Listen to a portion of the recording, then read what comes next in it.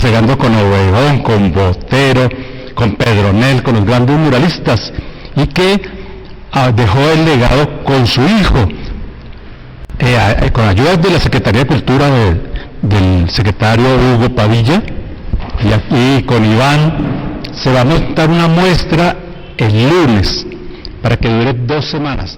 Él va a traer todo lo que tiene de su padre, recortes de periódicos, revistas, obras pequeñas, obras grandes, hemos dicho toda una memoria de uno de los grandes pintores de Colombia, que dentro de las políticas oscuras que ha tenido nuestro país fue un poco sepultado por Marta Traba, pero no se pudo borrar ese legado que él dejó, esa memoria que dejó allí en Ibagué, en Bogotá, en los vitrales, en los murales y en las grandes ciudades de Colombia, el maestro Soto. Quería pedirles el favor a unos voluntarios, los que quieran, para el lunes de pronto venir a ayudarle al maestro a organizar la muestra. Yo creo que eso sería en la tarde, ¿cierto? Yo creo que sería la tarde.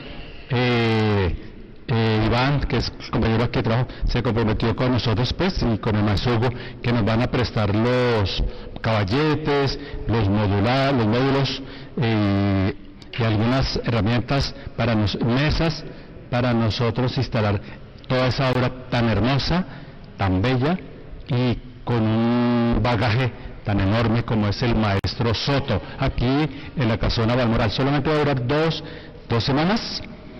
Dos semanas. Si maestro, usted quiere comentarnos algo un poquito de esto, que sea usted mismo el que les cuente. Yo creo que eso sería en la tarde, ¿cierto? Que nos cuente un poquito de lo que va a hacer. Bueno, después de mucho tiempo de solicitudes y de cosas, entonces finalmente sí se va a realizar la exposición, que va a ser pues medio salón. Casualmente va a haber 2 días que coincide con el cine francés, que son ese fin de semana, el viernes y el sábado. Pero la exposición va a ir desde el martes, la inauguración va a ser el martes por la noche, y va hasta el otro fin de semana, que es el del puente, la otra semana, hasta el 19. Entonces está disponible bastantes días. Entonces ahí sí les pido el favor, queridos compañeros de Historia del Arte y demás, pues que multipliquemos, el mensaje se va a mandar pues por las redes, lo más que se puedan. En esa parte es muy importante lo de la divulgación. Entonces pues estoy en eso. Entonces les pido la colaboración a algunos voluntarios, pero especialmente buenas señoras, a ver qué sugieren y qué puedo hacer con eso, porque prácticamente pues estoy solo. Está el salón, mira a ver usted qué hace. Y entonces estamos en eso. No sé pues si hay alguna sugerencia o algo, porque lo importante es que me salga bien el evento y que sirva para la cultura y sirva para Fusagasugá. Es una cosa, entiendo, muy importante, como muy diferente, que no se ha visto aquí. Entonces les pido la gran colaboración. Sí, no, pues tengo todo el lunes para montarla, pues esa es la idea, todo el lunes.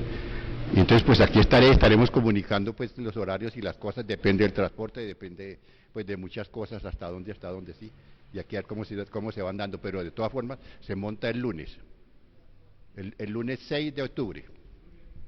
Gracias, maestro.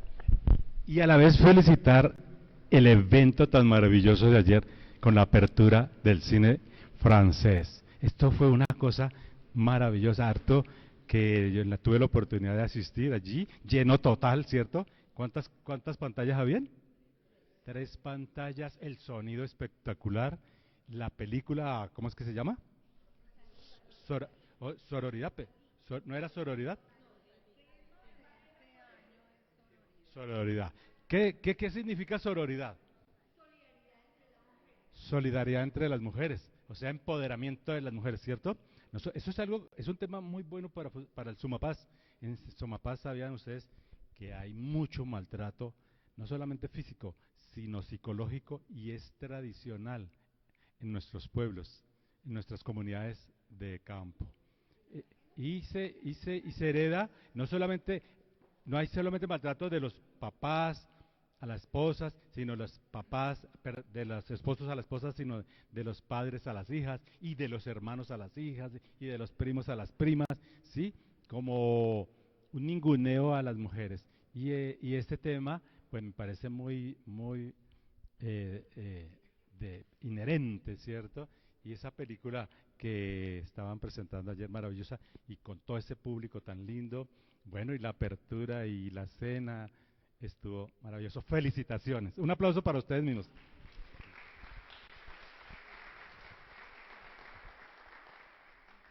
Ahora sí, que continúe el que nos ha invitado Susan, aquí está el secretario de Cultura Hugo Padilla, nos han invitado a esta hermosa conferencia.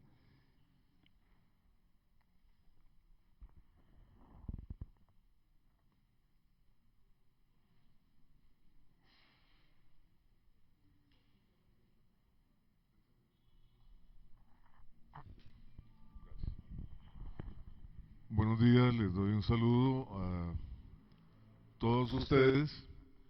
Muchísimas gracias por venir a este ciclo de conferencias con el que prácticamente vamos cerrando el mes de patrimonio. Doy mis agradecimientos a mis compañeros de la Secretaría de Cultura, quienes se han preocupado por llevar adelante este importante mes del patrimonio que se celebra en todo Colombia por disposición del Ministerio de Cultura, las Artes y los Saberes a partir de 1998. Por directrices del Ministerio, en todo el país debemos celebrar septiembre como el mes de patrimonio para hacer una valoración y un reconocimiento de nuestra historia, de nuestra arquitectura, de nuestras tradiciones, de nuestras costumbres, nuestro folclore y todo lo que tiene que ver con el desarrollo histórico de nuestra nación.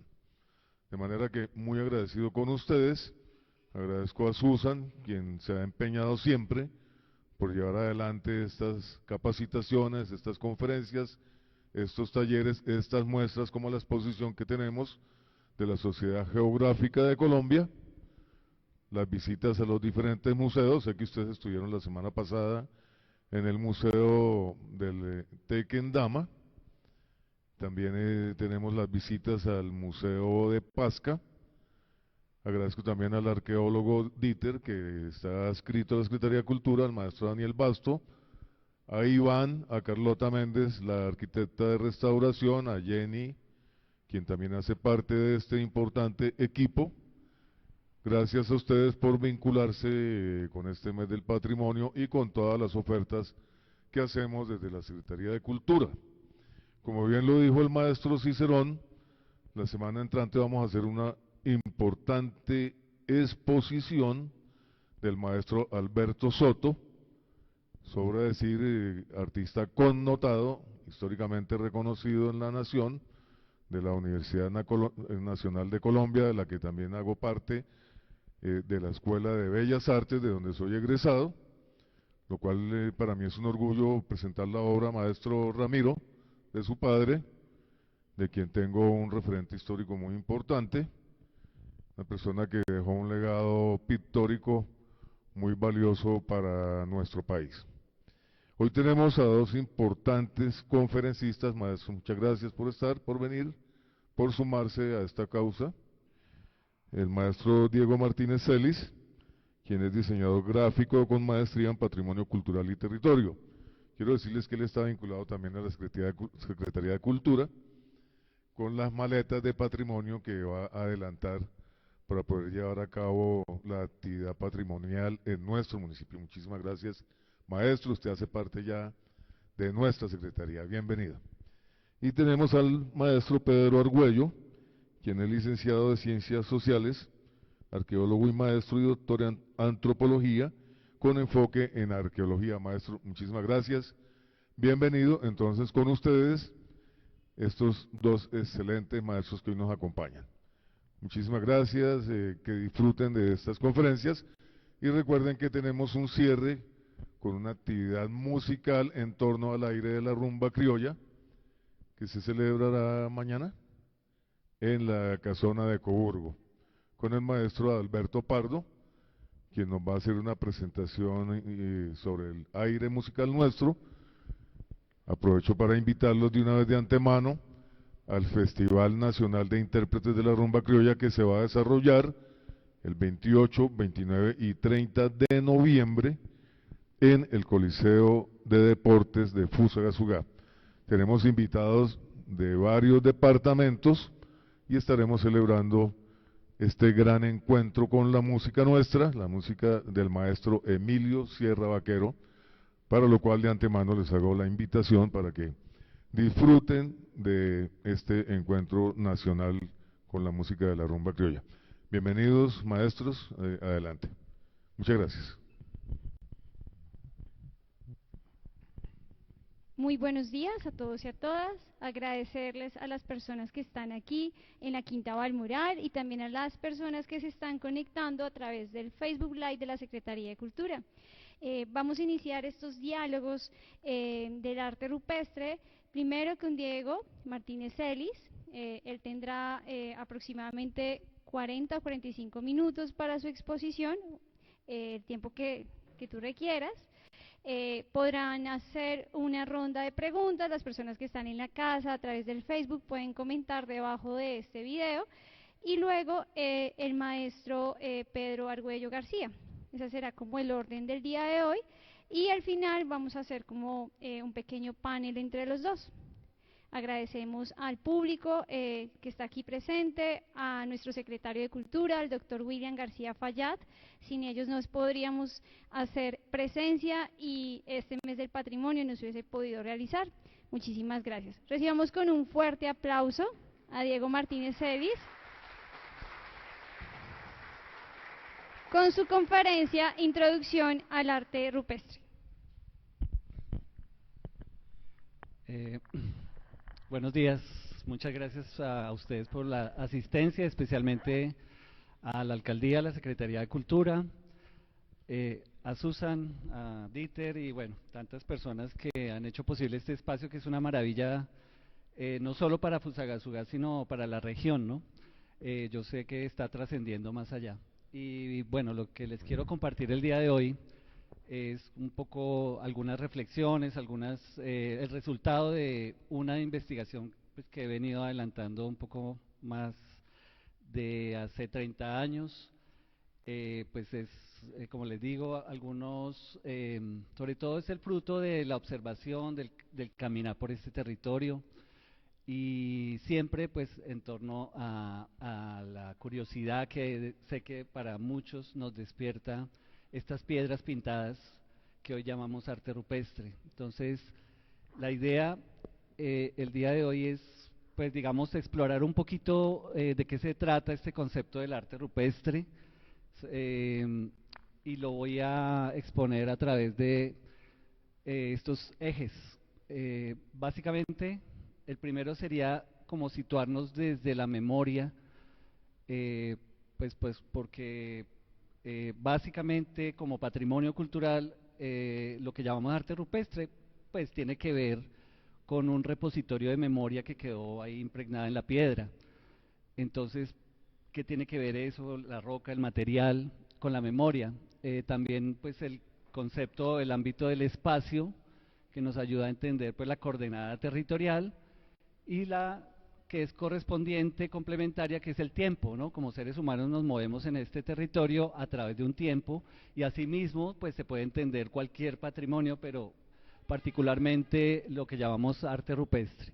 Y al final les voy a mostrar ya una galería, un poco de temas relacionados con pinturas o grabados rupestres que encontramos aquí en la región, especialmente pues en nuestra sabana de Bogotá y esta vertiente hacia el Magdalena, que es el territorio que llamamos Sutagao, ¿no?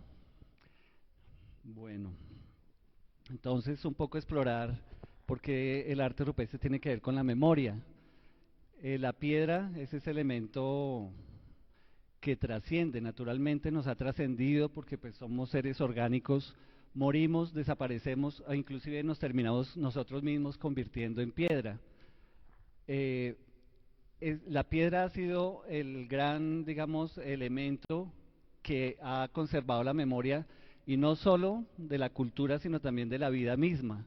Por eso aquí les traigo un popurrí de imágenes desde los fósiles que quedan impregnados, y gracias a que quedaron en piedra es que podemos reconstruir esa historia tan antigua de millones de años de la evolución pero desde que el hombre ya tiene como una, pues ha tenido la posibilidad de empezar a intervenir su espacio, su territorio y sobre todo los elementos para darse la, digamos, la posibilidad de sobrevivir, pues ha empezado a elaborar herramientas y básicamente la materia prima ha sido la misma piedra, ¿no? Las herramientas líticas. Gracias a eso nos ha quedado pues en la arqueología la posibilidad de estudiar cómo fue la vida y cómo fue sobre todo la manera en que se adaptaron estos primeros seres humanos para lograr pues sobrevivir a partir de la cacería, el tratamiento pues, de lo que recogían en sus labores de cacería y recolección.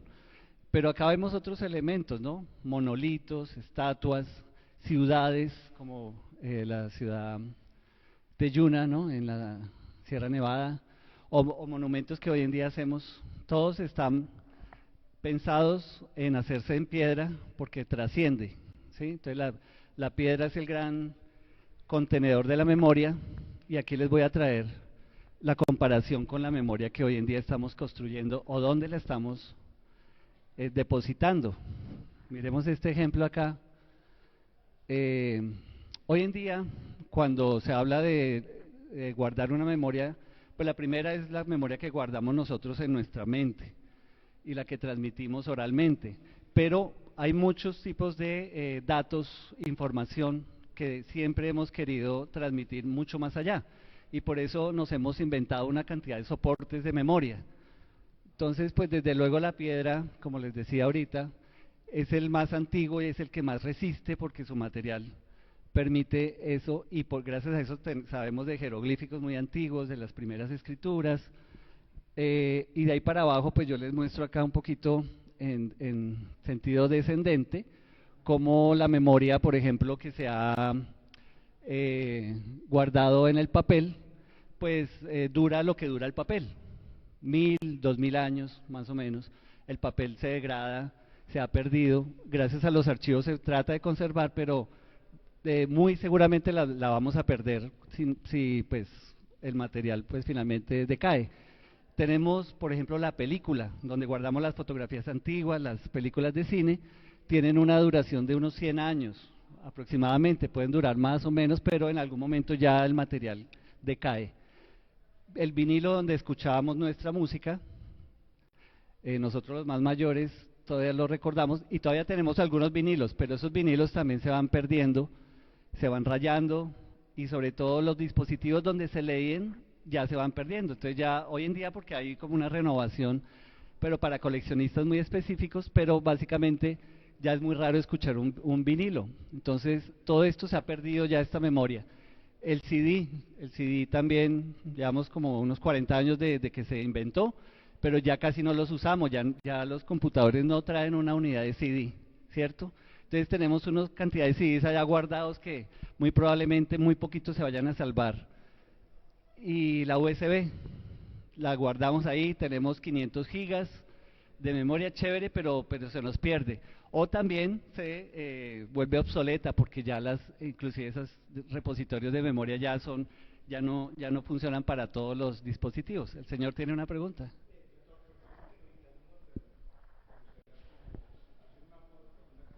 Sí.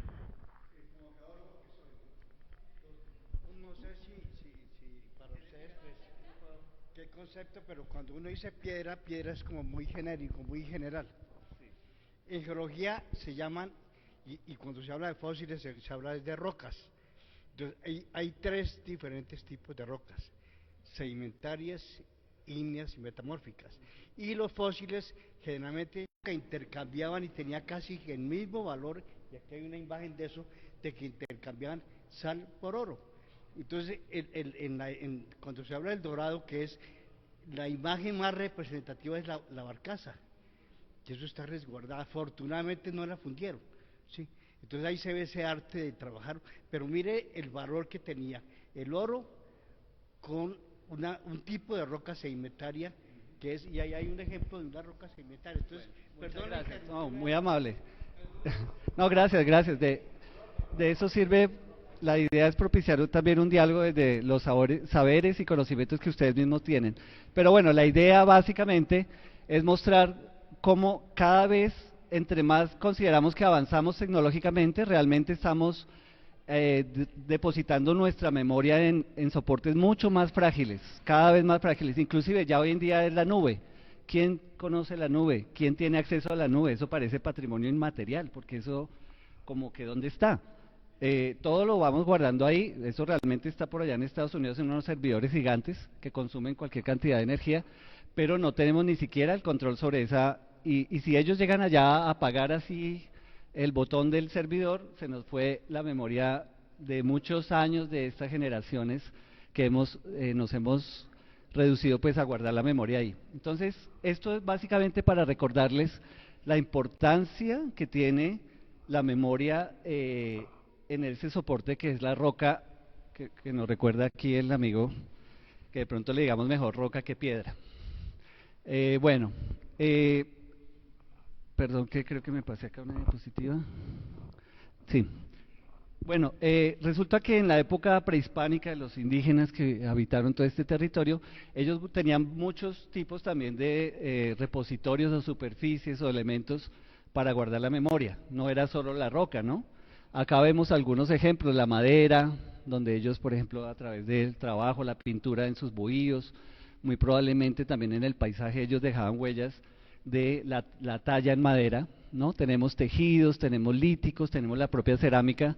Todos estos son elementos, mire que son materiales diferentes, pero todos buscan la misma idea de plasmar un mensaje y sobre todo, pues, comunicarlo, y nos ha inclusive trascendido hasta después de 500, 1000 o 2000 años. Gracias a que ellos dejaron algo de esa memoria, nos ha llegado hasta ahora y podemos hablar de ese tiempo.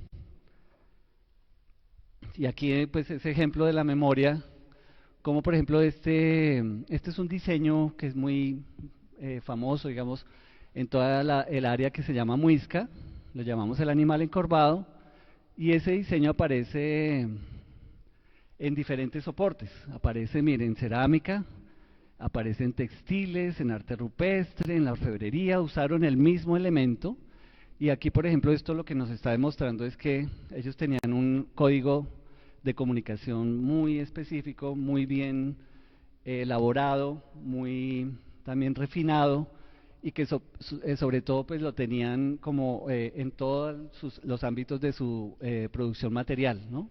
Como digamos que esto era como un símbolo que los identificaba a ellos y que a través de este símbolo probablemente comunicaban una cantidad de no sé, mitos, tradiciones o simplemente un símbolo de identidad grupal, ¿no? Entonces, eso también, digamos, se ve reflejado en esa necesidad de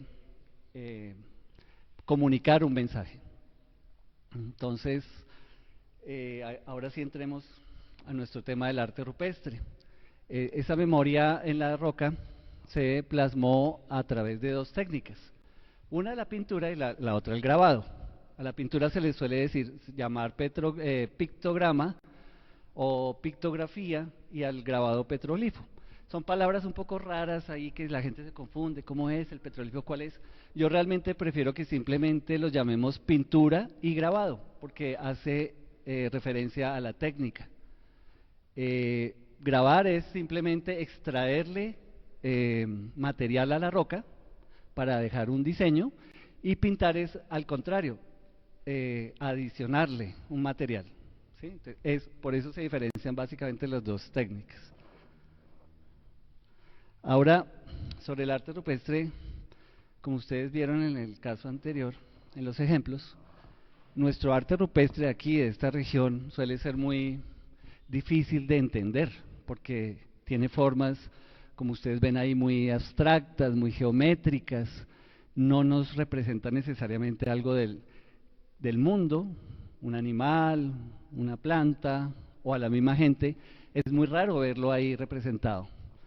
Entonces se han elaborado algunas teorías, digamos, para poderlo comprender. Entonces se ha interpretado a través, por ejemplo, de esta, que es una de las que más en boga ha estado en los últimos años, y digamos que tiene un buen sustento, sobre todo porque hay grupos indígenas actuales o que vivieron hace poco y que los etnólogos registraron, que en sus prácticas, sobre todo estas que llaman chamánicas, a través del consumo de alucinógenos, enteógenos como el yagé, la ayahuasca, el yopo, ellos terminaban, digamos, en sus ceremonias teniendo una serie de visiones, ¿no?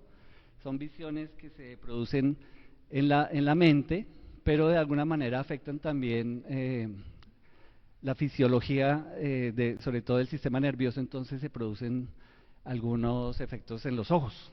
Entonces se producen como alucinaciones que llaman, pero también visiones. No sé si ustedes han tenido un golpe o de pronto han sufrido una migraña y han visto lucecitas. A eso se le llama un fosfeno. Un fosfeno es una aparición luminosa en la vista, pero que no es que esté allá afuera, sino que está en la mente y lo que hace es afectar nuestro sistema visual. Entonces los fosfenos fueron estudiados en los años 60 por un neurocientífico, y él hizo como una serie de patrones comunes que mucha gente de diferente edad, sexo, raza, bueno, razas no, sino pues procedencias, todo el mundo parece que compartimos de alguna manera un patrón geométrico que tenemos incluido en nuestra biología. Entonces vemos este tipo de figuras cuando estamos en un estado de estos alterados, ya sea por el consumo de un alucinógeno o por un estado, como les digo yo, que se llama alterado de conciencia. ¿Qué pasó? En los años 70, Reichel Dolmatov, que fue pues un antropólogo muy reconocido aquí en el país, estudió a los indios tucano y con ellos pues elaboró pues una serie de pruebas, y resultó que mucho del arte que ellos también producían, ellos no hacían arte rupestre, pero sí dibujaban en sus malocas, dibujaban inclusive en la tierra. Ellos también producían o dibujaban elementos muy similares a estos fosfenos, y pues gracias a esa relación el antropólogo propuso que muy probablemente todos estos elementos del arte rupestre, que suelen ser muy abstractos, geométricos, pueden estar inspirados en esas visiones de estados alterados de conciencia. ¿Sí? Entonces ahí vemos pues el ejemplo. Aquí miren, por ejemplo, esto es una de las pinturas que hizo uno de los indígenas informantes de Reichel, y él hizo esta composición después de haber hecho una toma de yagé. Yo les pregunto, ¿ustedes qué ven ahí? Esto tiene una interpretación cultural, para el indígena esto tiene un significado. Me pregunto si ustedes pueden discernir ese significado solamente viendo la imagen. ¿Alguien puede atreverse a hacer alguna interpretación? Caminos, un cruce de caminos así como Fusagasugá. Ok, ¿alguien se atreve a alguna? El semáforo que falta en el centro, hay un trancón ahí, ¿no? Bueno, interesante porque esta fue la interpretación en boca del propio indígena. Él dijo, pues yo pinto acá este elemento que significa o representa a la vagina, estos circulitos son gotas de semen, estos palitos son los tipos de yagé, de esa planta alucinógena. Estos son grupos exogámicos, es decir, diferentes familias de un clan más grande. Por lo tanto, todo esto hace relación a la fertilidad, a la procreación. O sea, es un símbolo de procrear. ¿Sí? O sea, sorpresa, ¿cierto? O sea, no nos lo imaginábamos. Mire que fue gracias a que el indígena estaba vivo y nos dijo, o sea, le dijo al antropólogo, es que nos dimos cuenta, hoy en día sabemos que estos elementos que si no hubiéramos tenido a él, serían simplemente decoración, posiblemente. Pero sabemos que tiene un significado, un simbolismo profundo. Miren, por ejemplo, este otro dibujo. No sé quién se atreve a hacer una interpretación. ¿Qué ven ahí? ¿Alguna les sugiere algo? Bueno, esto, caracol. Una escalera de caracol. Rayuela. ¿Dime? Un laberinto. Bueno, realmente esto es un dibujo de mi hijo cuando tenía 3 años de edad. pero me llamó mucho la atención porque pues los niños hoy en día con el celular juegan desde muy chiquitos. Él estaba jugando un videojuego, yo se lo quité porque ya llevaba un tiempo, y él le dije, le di el lápiz, le di el papel, póngase a dibujar. Y él dibujó esto, y yo le dije, ¿qué es? Y me dijo, pues el mismo videojuego. O sea, él siguió jugando en su cabeza, tratando de emular lo que el juego le sugería, pero esto no tiene nada que ver con el videojuego. Esto es algo, lo que se llama muy cinético, es decir, él lo que hizo fue que él traía como una dinámica en su mente con el videojuego, pero al tener un papel, es decir, un soporte muy diferente, con un lápiz, él quiso seguir jugando. Y probablemente el juego, si no estoy mal, era como de una pista de carros, y él quiso como emular eso, pero es un dibujo muy dinámico. Si ustedes ven ahí, el niño está jugando todo el tiempo, está llenando rayitas, o sea, seguía como el mismo ritmo del videojuego. Esto pues me parece muy revelador porque también nos llama a entender un poco cómo el arte no solo tiene que ver con la idea de que yo quiero representar algo y me siento a hacerlo, sino que puede ser algo cinético, algo que simplemente nace como una necesidad de mover el cuerpo y a través pues del arte expresar algo. Esto, por ejemplo, es una agenda mía. A todos creo que nos ha pasado que de pronto estamos hablando por teléfono o estamos en una charla, en una conferencia, y nos podemos hacer alguna rayita, unas bolitas, cositas así como esto. Eso es muy inconsciente porque no estamos pensando hacerlo, sino que terminamos la llamada, que fue lo que me pasó acá, y yo me di cuenta que había hecho ese patrón de círculos. Y me pareció interesante porque es lo mismo, ¿no? O sea, es un poco mostrándoles que el arte tiene, o sea, lo que llamamos arte realmente es una expresión que va mucho más allá, va más allá de una intención hacia afuera, sino que puede ser algo muy, una necesidad muy profunda de nuestra propia biología que busca una expresión siempre a través de esto que llamamos el arte. Bueno, hay otras teorías, además de esta de los estados alterados. Por ejemplo, esta la propuso esta investigadora, se llama Genevieve von Petzinger. Ella se puso a hacer un inventario gigante del arte rupestre de todo el mundo y sacó los elementos que se repetían en todas partes.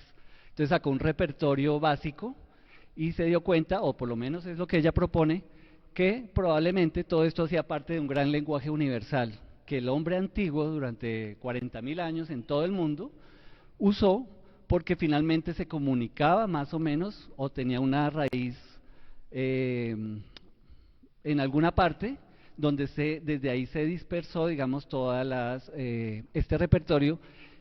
Entonces, por ejemplo, aquí tenemos la A.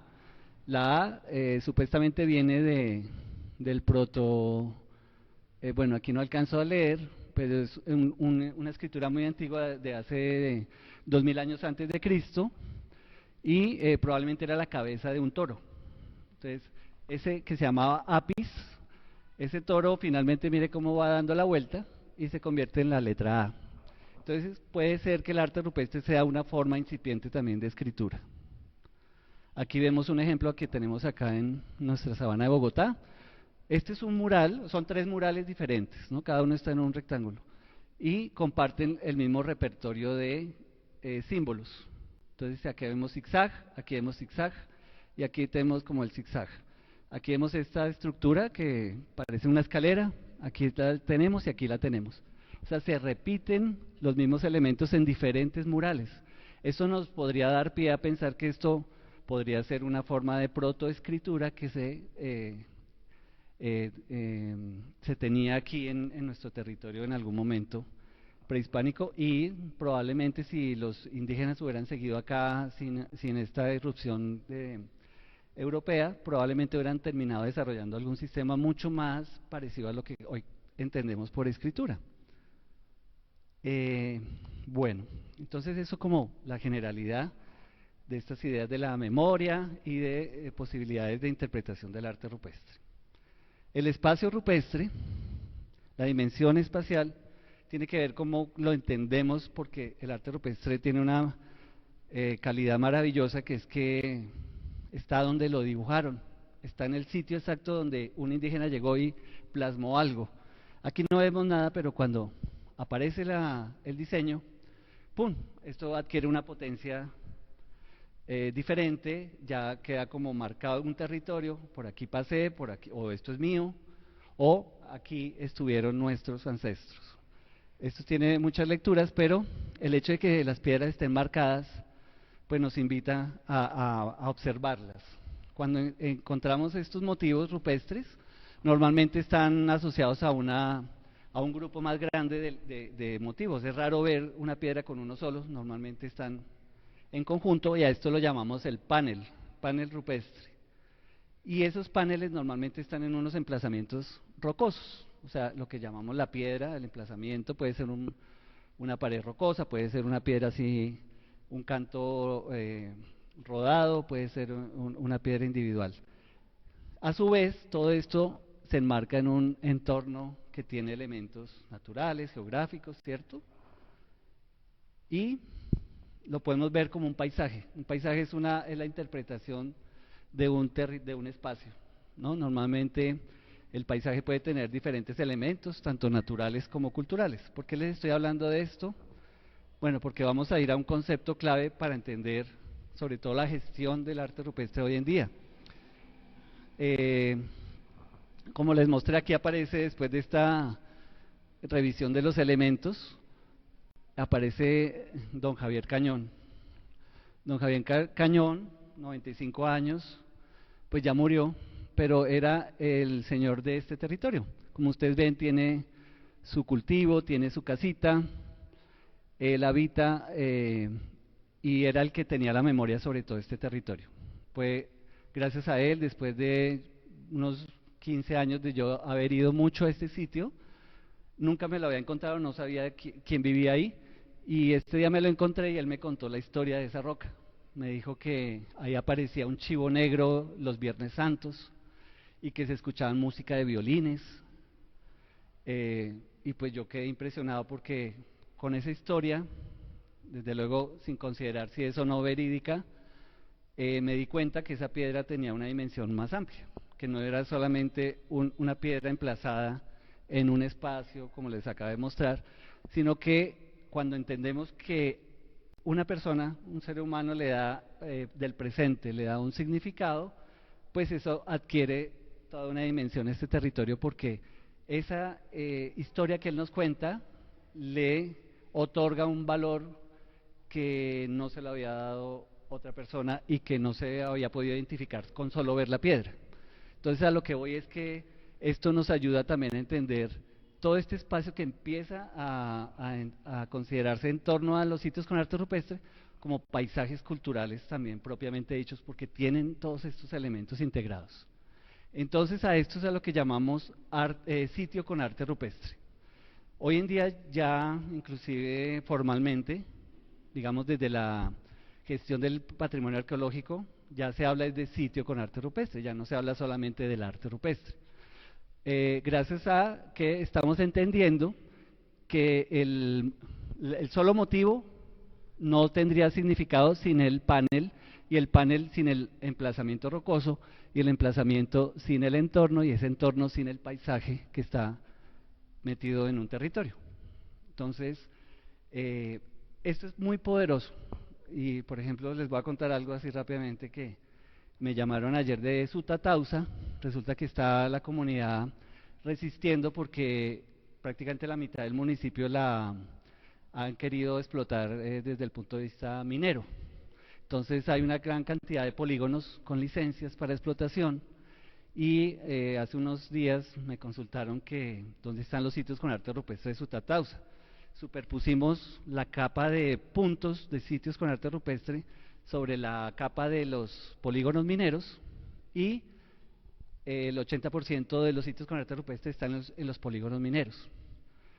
Gracias a eso y a otras consideraciones, desde luego de tipo ambiental, etcétera, la comunidad se llenó de argumentos y hicieron la reclamación, salieron a protestar y lograron el día de ayer que la minera se echara para atrás, y las personas que iban a adquirir esa licencia pues desistieron de la explotación. Gracias a que hay sitios con arte rupestre en gran parte, gracias a que se considera que no solamente es, en este caso, salvar una piedra, una pintura, sino finalmente proteger todo un sitio con arte rupestre.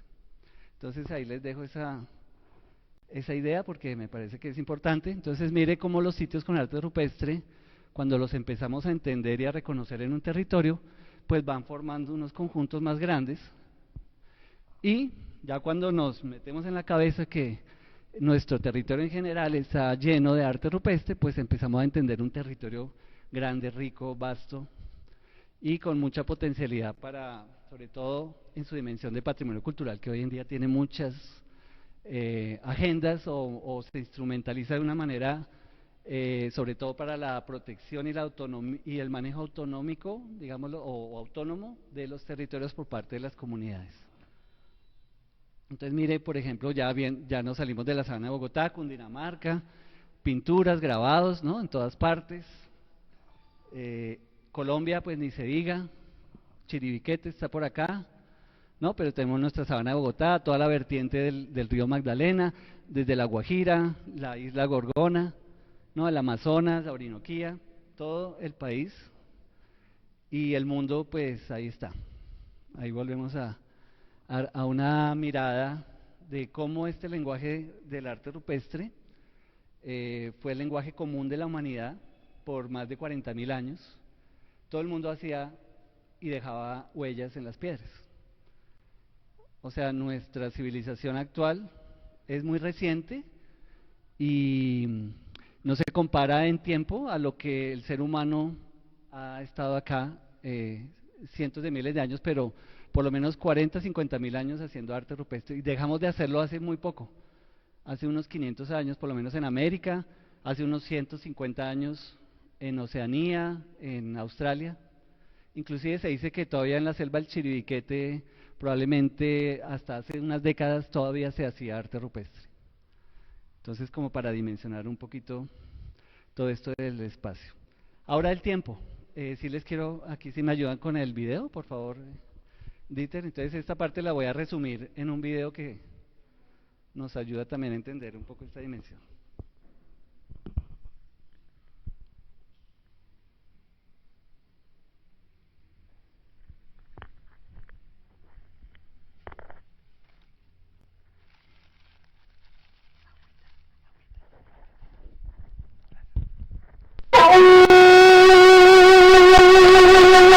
Durante miles de años, los antiguos grupos indígenas de lo que hoy es Colombia se dedicaron a plasmar sobre las rocas enigmáticos mensajes que conocemos como pinturas o grabados rupestres.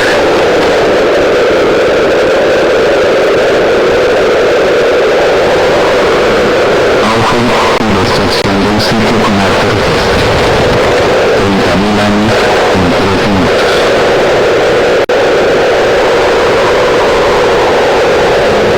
Hace 30.000 años, durante lo que se conoce como la era del hielo, gran parte del altiplano cundiboyacense estaba cubierto por glaciales y extensos lagos. Con el levantamiento de la cordillera de los Andes, la acción del hielo, el agua y el viento, emergen grandes bloques de roca arenisca que serán testigos y guardianes con múltiples huellas y memorias del territorio.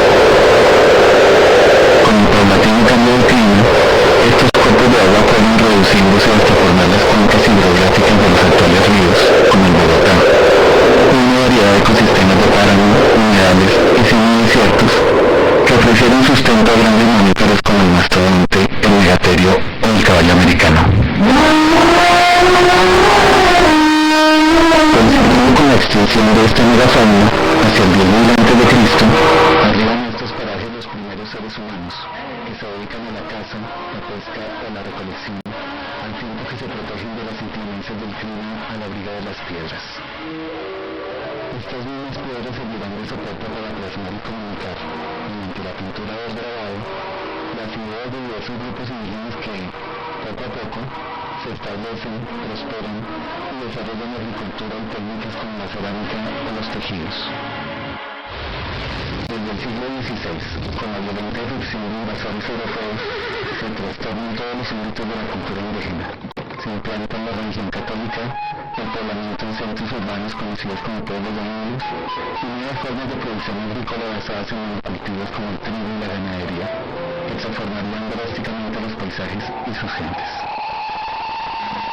Bastaron un par de siglos para que estas dinámicas introducidas dejaran sus secuelas, evidentes en el agotamiento de los suelos, que en algunas zonas del altiplano se desertificaron, provocando una reducción demográfica o incluso el abandono en algunos pueblos. A pesar de los cambios, muchas piedras con arte rupestre lograron conservarse hasta el presente, pero hoy día se están enterando o se encuentran en alto riesgo debido a nuevas dinámicas relacionadas con el denominado desarrollo, como la ampliación de frentes urbanos y agrícolas, obras de infraestructura, explotación minera, deforestación, contaminación, huaquería o el turismo sin control. En los últimos años, los denuncias por destrucción de sitios con arte rupestre se han incrementado. Por esta razón, urge tomar medidas que tiendan a mitigar estas afectaciones mediante la creación de áreas protegidas y la implementación de estrategias que incentiven su conocimiento y valoración social. De no hacerlo, nos veremos abocados a perder para siempre estos milenarios, pero a la vez frágiles, espacios de nuestro patrimonio cultural, arqueológico y natural que preservan una memoria compartida de más de 30.000 años.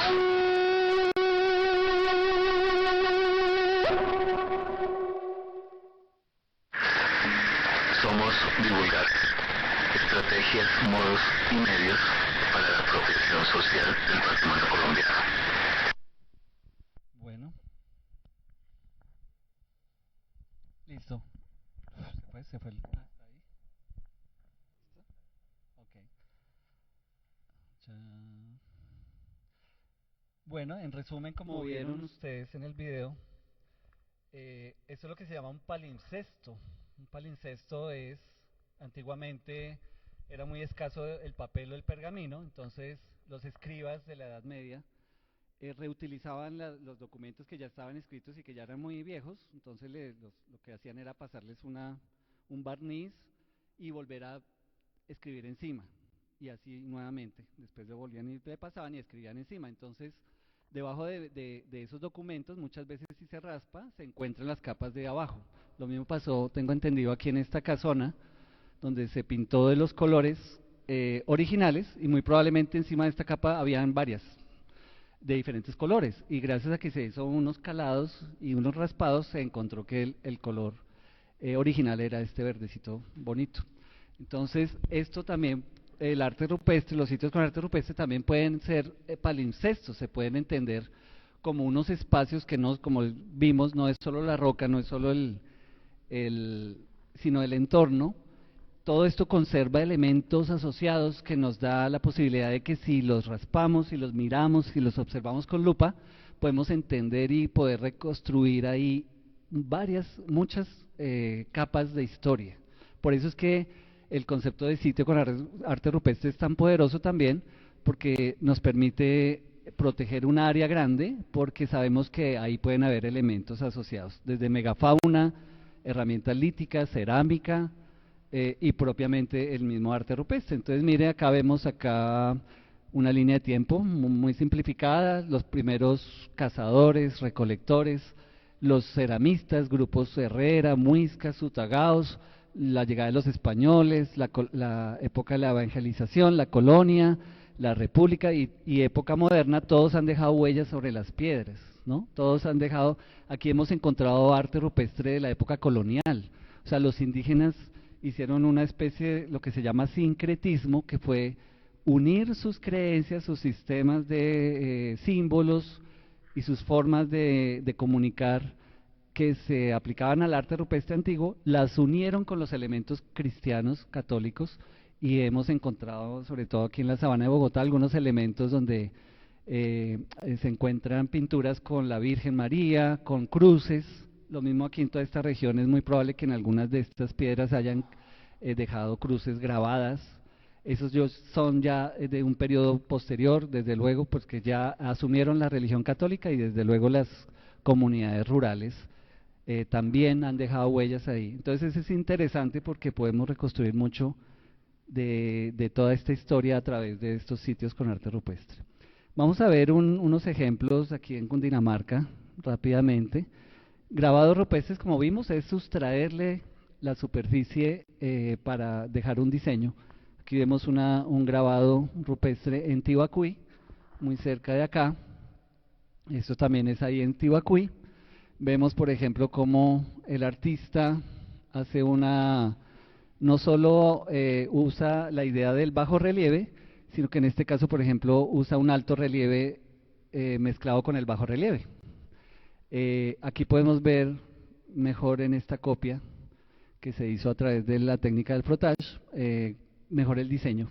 Entonces mire que no solamente buscaron horadar la figura humana para pues, expresarla, sino que hicieron también el borde y le dieron ahí un juego de lo que podría ser forma contra forma, ¿no? Ustedes que están en el ámbito del arte, pues bien lo pueden entender. Esto implica finalmente que son formas muy complejas de representar, sobre todo de técnicas de expresión que de pronto no hemos visto con juicio, pero ya cuando uno empieza a ver el arte rupestre, digamos ya con detalle, empieza a encontrar unas cosas impresionantes. Esta es, por ejemplo, la piedra del palco. No sé si han ido de pronto al Quininí, ahí a las faldas del Quininí está esta piedra impresionante, y aquí en esta base encontramos este gran mural, este gran conjunto de petroglifos. Todo absolutamente está grabado, ¿no? Como vemos, pues sí, siempre tienen esas formas muy geométricas, muy abstractas. Eventualmente se identifica algo que puede ser una figura humana, que se le llama también antropomorfo, pero en su gran mayoría pues son elementos círculos concéntricos, espirales, no las entendemos fácilmente. Pero ahí están, han sobrevivido 500, 1000, 2000 años probablemente. Gracias. Este es otro ejemplo magnífico aquí en Cundinamarca, es la piedra de Sasaima. Miren la dimensión tan grande. Esto está como visto desde arriba, ¿no? Por aquí pasa una quebrada, eventualmente la quebrada sube de nivel y tapa una parte, pero pues todo esto está repleto, tiene más de 700 figuras individualizadas, si las podemos, y probablemente fue un elemento que se hizo durante algún tiempo, no sabemos cuánto, pudo haber sido durante la vida de un grupo o pudo haber sido hecho de a poquito, donde cada persona o grupo llegaba en su momento y le sumaba un poquito a la composición, ¿no? El hecho es que hoy en día la vemos muy entreverada. Hemos hecho por ahí un análisis, se puede buscar en internet Sasaima rupestre y encuentran un análisis iconográfico donde tratamos de hacer alguna especie de interpretación desde la forma, pero que nos deja ver sobre todo que estos elementos no eran fortuitos. Ahí hay una composición, hay una arriba, hay una abajo, las formas tienen su lógica ya cuando las empezamos a ver con calma. Hay otro tipo de arte rupestre o de grabados, en este caso, que no necesariamente hace o se termina, digamos, expresando en una forma, sino, por ejemplo, estos que llamamos los metates. Ustedes los conocen, tal vez en las fincas de sus abuelos hay metates para el procesamiento del maíz, etcétera, pero muchos de estos están asociados a grabados que sí tienen pues sus líneas, sus puntos, y pues hace parte como de lo mismo. Entonces es probable que esto se haya usado también de esa misma manera, como para procesar algún elemento, algún alimento o de pronto un pigmento para la piel, no sabemos, pero pues también hacen parte de lo que conocemos como el arte rupestre, ¿no? Y sobre todo los grabados, que es lo que hay en esta región.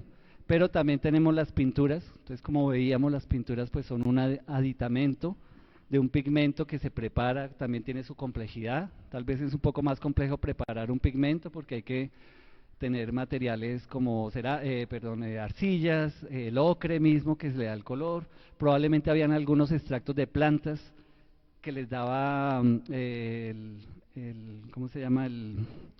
Lo que aglutina pues estos elementos, el aglutinante creo que se llama, y no sabemos. Lo único que sabemos hoy en día, porque se han hecho análisis, es que son elementos, por lo menos los que dan el color, minerales, ¿no? Y muchas veces son ocres, algunos pueden ser minerales, inclusive no de esta región, sino por ejemplo traídos de la cordillera central. En algunas partes parece que por algunos análisis se puede discernir que los materiales eran traídos de otras partes y también necesitaban un procesamiento particular, por ejemplo una cocción a cierta temperatura para que se fijara o diera una consistencia particular.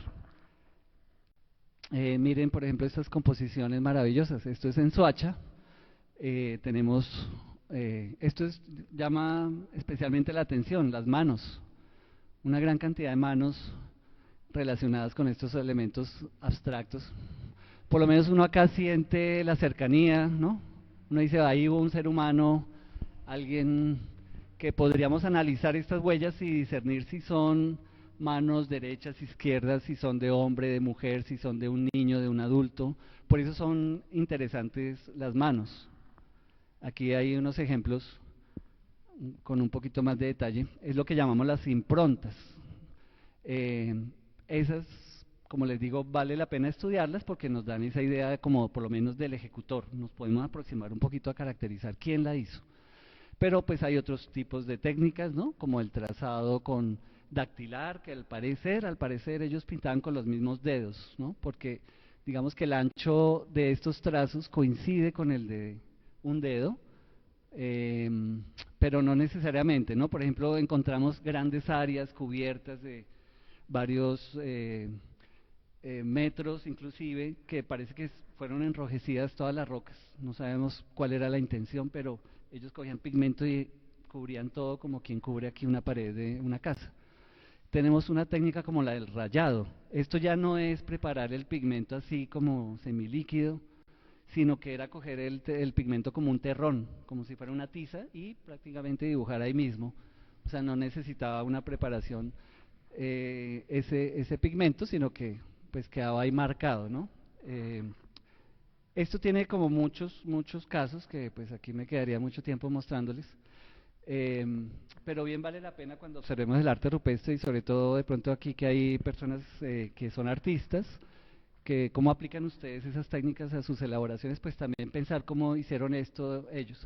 Por ejemplo, cómo hicieron estas manos de esta manera, ¿ustedes cómo creen? Porque estas manos tienen unos diseños interiores. ¿Cómo harían ustedes esas manos? ¿Cómo las plasmarían en una roca? No sé, pensemos si es simplemente hacer así, pero entonces, ¿cómo es que queda, por ejemplo, esta especie de espiral o círculos concéntricos ahí? De sello, sí, o sea que se marca el diseño en la mano. Perfecto, así es, exactamente. Entonces, mira, esto podría indicarnos una individualización, o sea que cada persona se identifica con un diseño, ¿sí? O sea, podría ser, hay diferentes personas o familias o clanes o no sabemos, pero es interesante cómo ellos jugaban con esa diferenciación. Mire, este es otro tipo ya de diseños que nos acercan un poquito ya a algo representativo, ¿no? Lo que llamamos los antropomorfos, los zoomorfos, o la mezcla antropos-zoomorfo. Suena raro, pero básicamente es algo que se parece a lo humano o a un cuerpo pues, de un animal.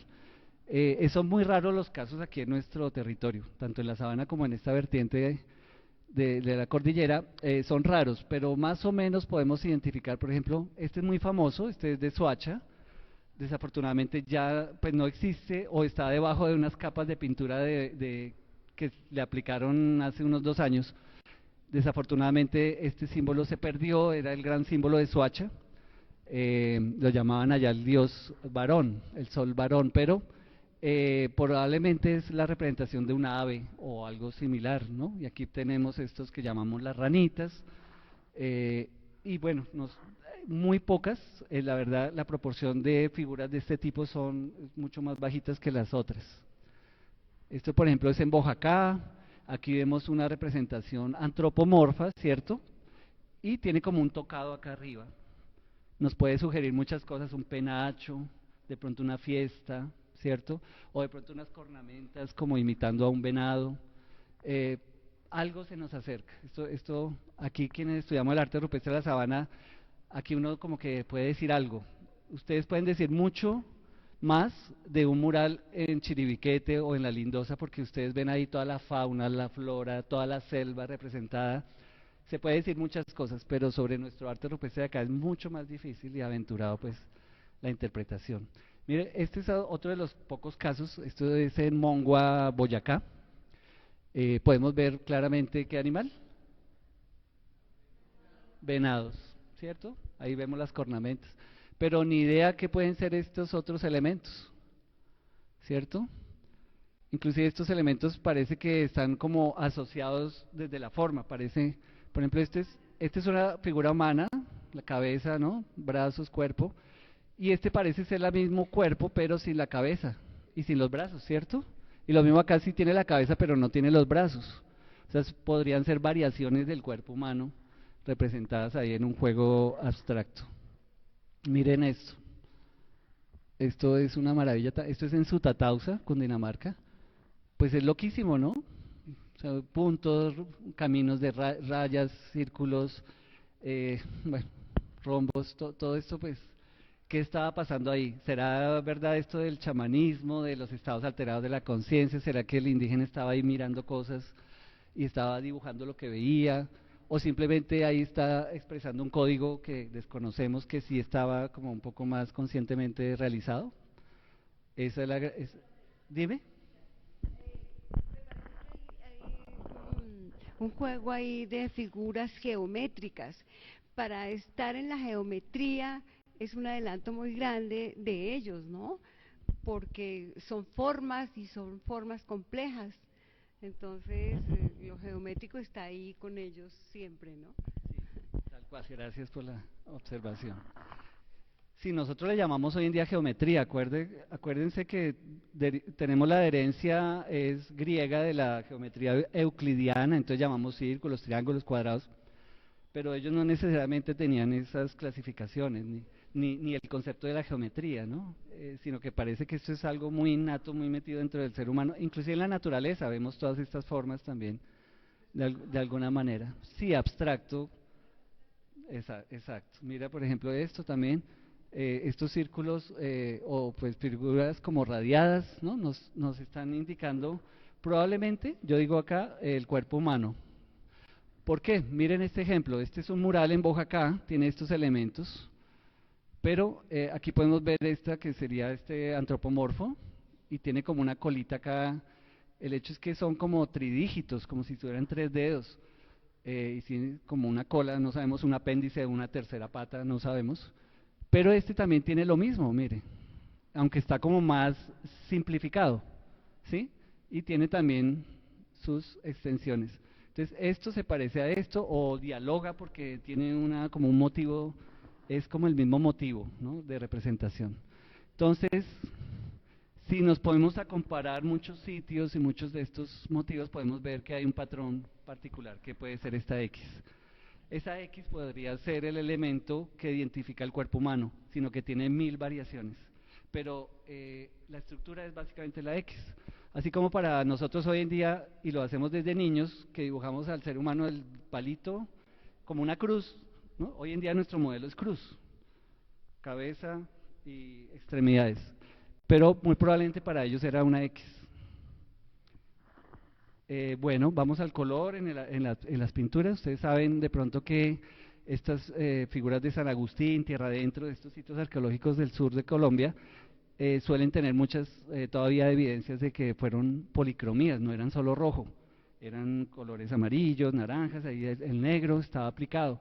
Y nosotros hemos encontrado también la aplicación de otros colores en nuestro arte rupestre. Aquí vemos un ejemplo en Tibirita, de color blanco.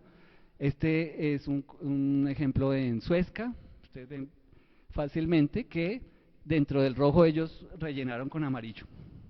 Esto nos está dando pie a pensar, y que fue un trabajo que empezamos con Pedro hace ya muchos años, pero hemos venido encontrando nuevas evidencias de que probablemente ese arte rupestre que les acabé de mostrar, todos estos ejemplos donde casi todo era rojo, probablemente no era así. Originalmente no era así, sino que más bien era policromías. ¿Qué pasa?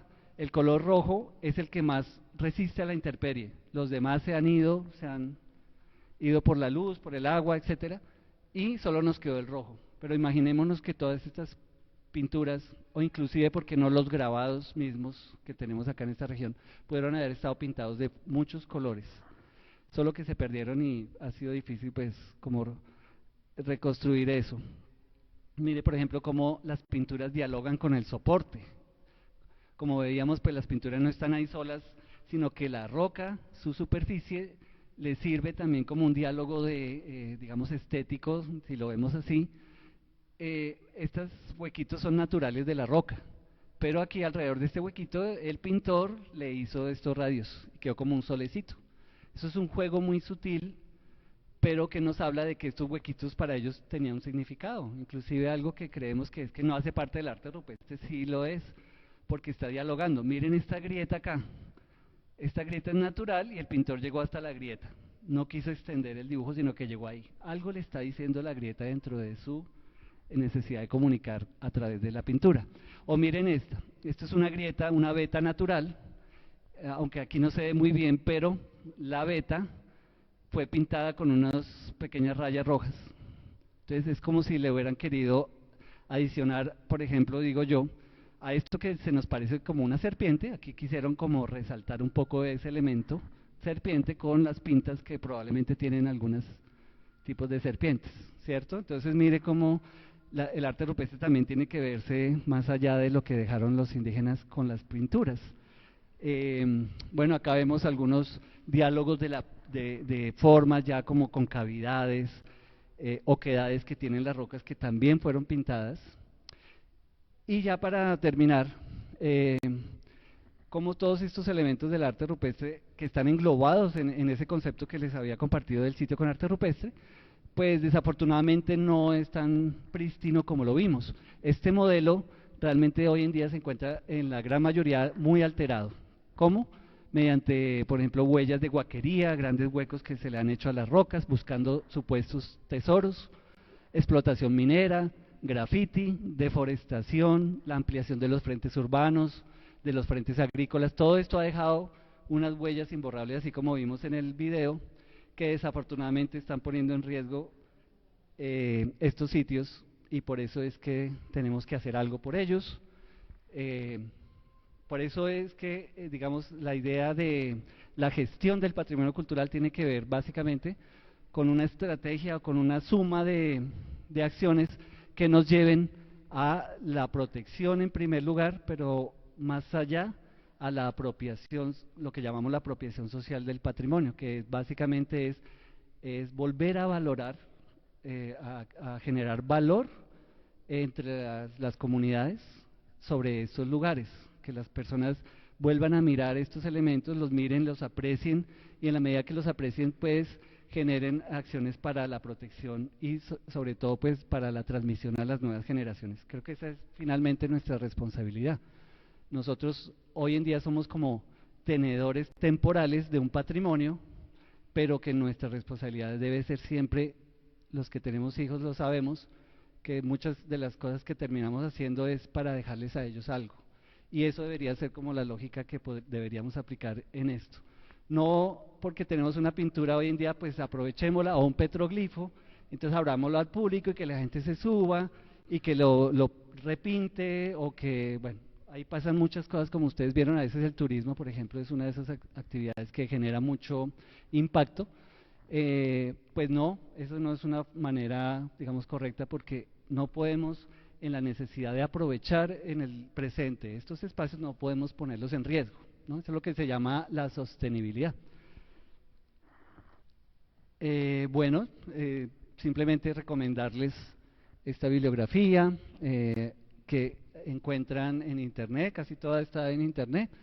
El manual de arte rupestre de Cundinamarca, que hizo Álvaro Botiva, lo hicimos con Álvaro Botiva también. Este libro, que es de Pedro Argüello, Arqueología del arte rupestre.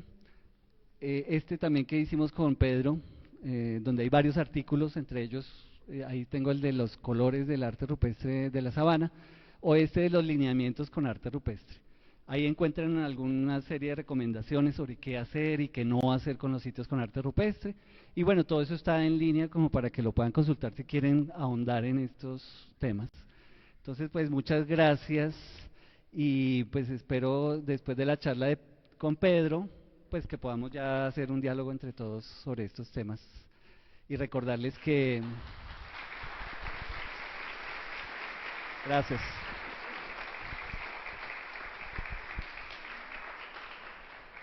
Simplemente recordarles, pues a través de esta diapositiva, que todo esto, yo siempre lo lo termino refiriendo que no protegemos piedras solamente como por ser elementos del pasado, por ser patrimonio arqueológico, sino porque básicamente esto nos conecta también como comunidad en torno a un patrimonio común. Entonces por eso muchas veces, o digamos que el enfoque de la gestión del patrimonio rupestre debería ser más que pensando en las piedras que son el objeto, es pensando en la gente. Entonces muchas gracias.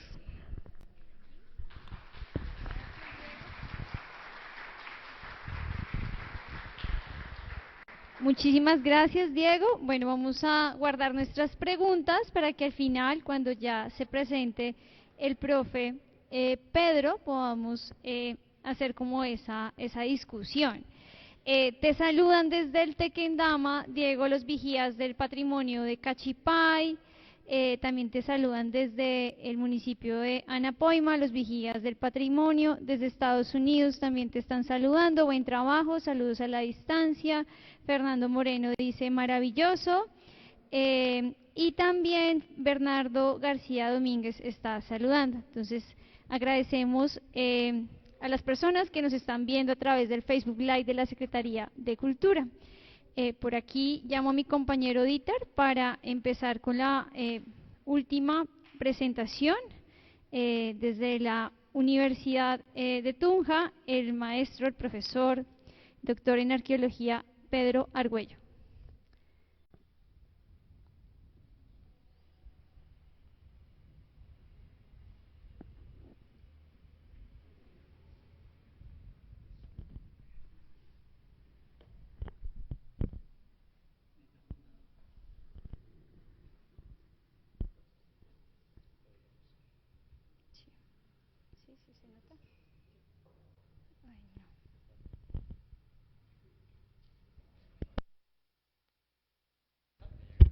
Listo, profe.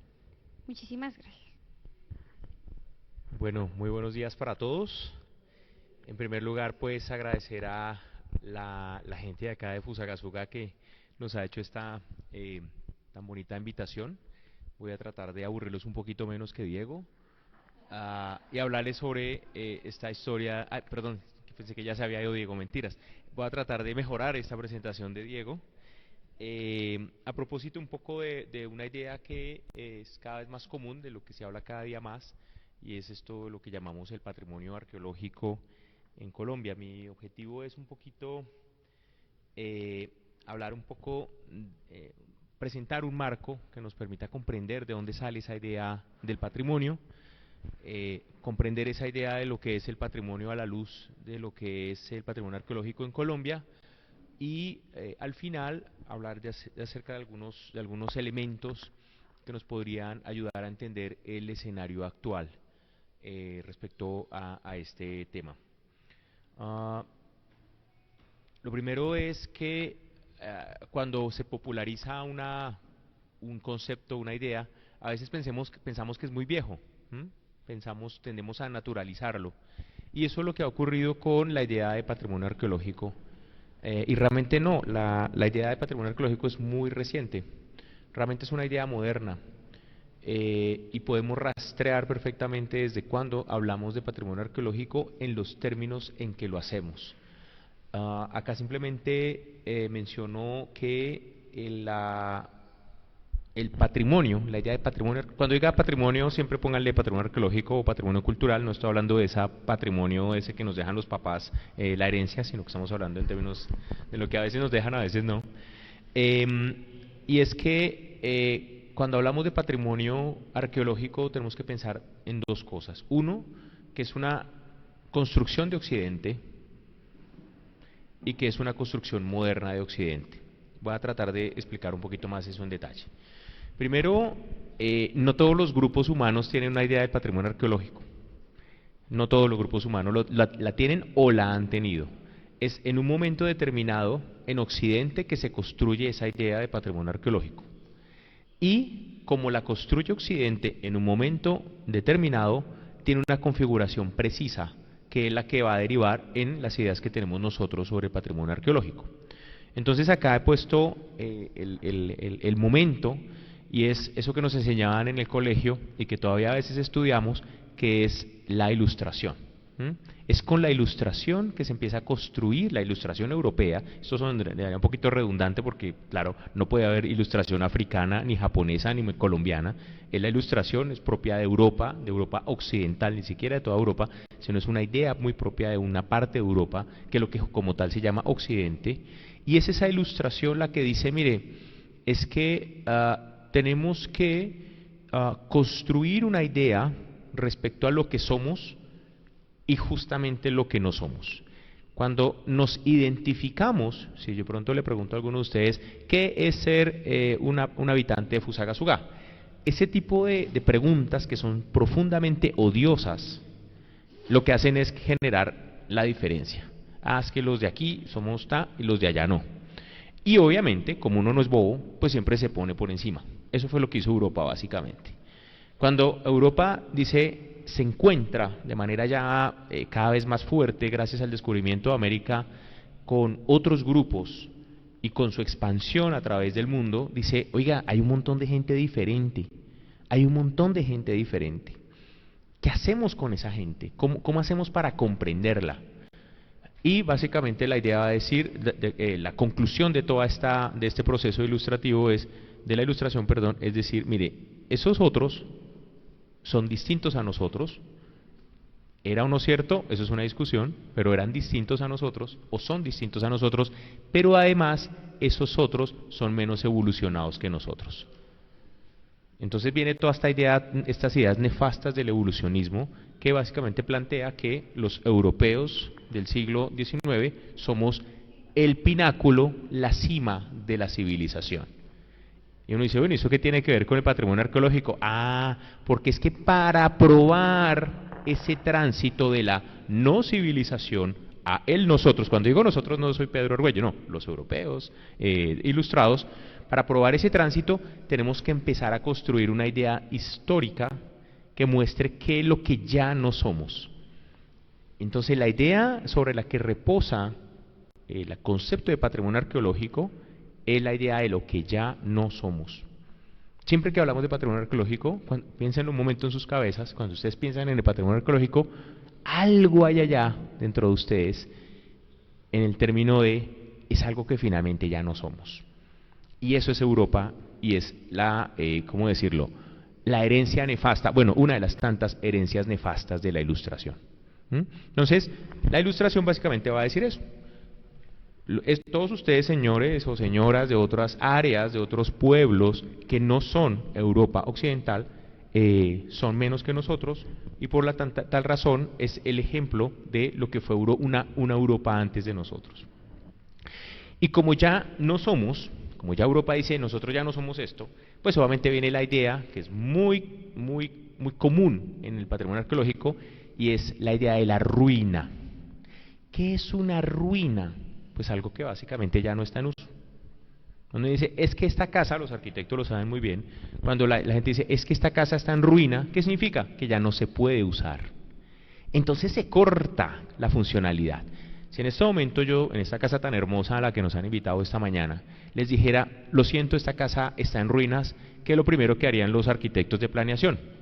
Señores, qué pena, señores Secretaría de Cultura, me hace favor y me desocupan porque ya no la podemos usar.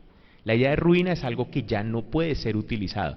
¿Sí? Entonces, allí lo que hay es una corte muy fuerte de lo que se puede usar y lo que no se puede usar. Y está la segunda idea, que es la idea de vestigio. Y es, aunque ya no se usa, de todas maneras es un elemento que nos permite comprender cómo era eso otro que ya no somos. Entonces acá tenemos un excelente ejemplo de eso. Tenemos una ruina que todos conocemos, las ruinas estas hermosas, bueno, conocemos por fotos, algunos tendrán el privilegio de haber conocido personalmente, y es estas ruinas de Egipto. Cuando ustedes miran las ruinas de Egipto, siempre están esos 4 elementos que he mencionado allí. Lo primero es que no están activas.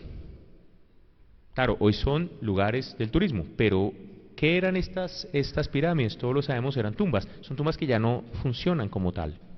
Alguien dirá, no, sí, sigue siendo la tumba. No, ya no es una tumba. Es decir, ya no está activa la tumba. ¿Por qué? Porque ya es una tumba de otros. La hemos desactivado como la tumba de los egipcios. Es la tumba que podemos ir a visitar en términos del turismo, de la intención de conocer a los otros, pero ya no es una tumba activa. Lo segundo, ¿por qué no es activa? Porque se presentó una ruptura. Esos egipcios que hicieron esta tumba y depositaron allí unos faraones, pues ya no existen. Entonces hay una ruptura que hace que justamente pues la tumba ya no se activa. Lo tercero, nos genera algo muy bonito y es la nostalgia. Toda la idea de patrimonio está siempre profundamente enraizada en la nostalgia. Cuando un europeo, y nosotros, no nosotros porque seamos europeos, sino porque hemos copiado la idea de patrimonio, vemos estas ruinas, no puede faltar en algún momento una reflexión del tipo de, ay, tan chévere que hubiera sido vivir en Egipto, ¿cierto? ¿Quién no ha pensado esto y no ha visto esto? O de pronto el Coliseo romano, bueno, cualquier ruina, y por un momento no se ha dicho, ay, ¿cómo sería de chévere haber vivido en esa época? ¿A quién no le ha pasado? Claro, nunca pensamos que hubiera sido chévere vivir, siempre decimos que como faraón, ¿no? No como los pobres trabajadores que les tocó hacer eso. Pero bueno, digamos, como que uno se imagina y dice, ay, qué chévere haber estado en ese. Vemos las películas de Egipto y dice, ay, está chévere. Pero claro, siempre como los faraones, no como los obreros. No esclavos. Hoy sabemos que las ruinas, no fueron construidas por esclavos, como nos los dijo la Biblia, sino fueron construidas por obreros pagos. Pero igual no era tampoco un trabajo maravilloso. Y como es algo distinto a nosotros, porque ya no está activo, porque ya hubo una ruptura, hay un último proceso que es el extrañamiento. Y es algo que ya no está relacionado directamente con nosotros. Es decir, no somos nosotros. Cuando digo extrañamiento no es porque lo extrañemos, sino la ruptura que genera ya no somos nosotros. Estas ideas están siempre involucradas en la construcción del patrimonio arqueológico, y perdóneme que esto ya suena un poquito redundante, y es en la construcción del patrimonio arqueológico como lo construyó Occidente Ilustrado. Hay unos estudios muy interesantes de otros lugares del mundo que plantean que algo parecido a la concepción de patrimonio es muy diferente a lo que nosotros vemos hoy día. Entonces, esta idea de las que les estoy hablando es una idea calcada de Europa, y esa Europa básicamente ilustrada. No me voy a extender muchísimo más sobre esto, podríamos hablar más tiempo sobre esta forma como Europa construye el patrimonio arqueológico, pero necesitamos ahora aterrizar un poquito esto en Colombia. Mucha carreta por allá a Europa, pero bueno, ¿y en Colombia qué pasa? Bueno, el patrimonio arqueológico también tiene una historia, y esa historia básicamente tiene 3 o 4 momentos. Y el referente del patrimonio arqueológico es los objetos arqueológicos, lo que los arqueólogos llamamos los objetos arqueológicos. ¿Qué son los objetos arqueológicos? Una definición muy simple. En Colombia, pues nada, todos los elementos materiales que persisten y que fueron hechos durante la época antes de la invasión española. Todo lo que persista después de 500 años, es decir, de antes de llegar de Colón, es lo que lo consideramos generalmente los arqueólogos el patrimonio arqueológico. La primera pregunta que nos hacemos es, bueno, ¿y qué pensaba la gente de esos objetos? Los indígenas, no lo sabemos. Los españoles no le preguntaron a los indígenas nunca eso. Los españoles llegaron y saquearon, y mientras saqueaban y ponían a los indígenas a que les ayudaran, nunca le dijeron, oiga, ¿y usted qué opina de eso? Hoy día lo podríamos hacer, ¿sí? Como que uno ahí con el indígena, mientras sacaba la tumba de sus ancestros, podría haberle preguntado, oiga, ¿y usted qué opina? No lo hicieron. Y si lo hicieron, no quedó escrito. Entonces, hasta la fecha, que sepamos, no existe algún documento que nos diga qué pensaban los indígenas de estos objetos, de estas materialidades. Tenemos que poner un punto, una rayita, es decir, de este punto para acá sí podemos saberlo, que es justamente desde el momento en que hay evidencias escritas, que básicamente es el momento de lo que llamamos la conquista, que fue una cosa más bien rápida, y este proceso que inicia de inmediato, que es la colonia. Y ahí hay una cosa muy interesante, porque ese momento genera, bueno, ustedes lo saben, muchas rupturas, ¿no? La invasión española genera muchas rupturas, no tantas como creemos. No todo fue ruptura, hay muchas continuidades, pero en este momento me interesa hablarles de una ruptura, y es la forma en que empezaron a pensarse esos objetos hechos por los indígenas. Y va a haber una ruptura que va a decir, mire, hay unos indios que son ricos, y hay otros indios que son pobres. Y eso todavía lo escuchamos en los campesinos. Y seguramente algunos de ustedes han usado todavía esa distinción. Es que aquí estaban los indios ricos y aquí estaban los indios pobres. Entonces uno va y le pregunta a la gente, ¿qué entiende usted por indio rico? Ah, los que tenían oro. Todos lo sabemos. Una de las motivaciones de la invasión a los territorios, digamos, del centro, lo que llamamos el centro de Colombia, fue la búsqueda del oro. Esa fiebre de los españoles por el dorado. La conquista del dorado, además era maravilloso. Yo intento pensar cómo podía ser esa época donde llegaban los españoles a donde los indígenas, y los indígenas se dan cuenta que ellos eran como unos caníbales del oro. Querían oro, y decían, estos muchachos vienen como locos, eso, les interesa demasiado el oro. Y decían, siga por allá que por allá hay, para sacarlos. Y salían corriendo y corriendo y corriendo, y terminaban sus días y nunca lo encontraron. El dorado es un mito, eso no existe, nunca existió. Pero los indígenas se dieron cuenta rápidamente que eso era lo que querían los españoles. Y era la forma de sacarlos corriendo. Ah, usted necesita oro, ¿cierto? Sí, aquí no hay. Pero si usted sigue para allá, allá sí lo encuentran. Entonces los españoles se iban otra vez.